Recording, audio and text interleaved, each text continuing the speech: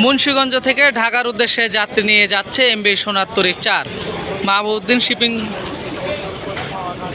Lines MB Sonattori 4 নৌযানটি ঢাকার উদ্দেশ্যে মুন্সিগঞ্জ লঞ্চঘাট ত্যাগ করলো। আপনারা সকলে ভিডিওটি দেখতে থাকুন, ভালো লাগলে লাইক দিয়ে কমেন্ট করুন, আর এই চ্যানেলে নতুন হয়ে থাকলে অবশ্যই চ্যানেলটি সাবস্ক্রাইব করে পাশে থাকা বেল বাটন বাজিয়ে দিন। ধন্যবাদ সবাইকে, আসসালামু আলাইকুম।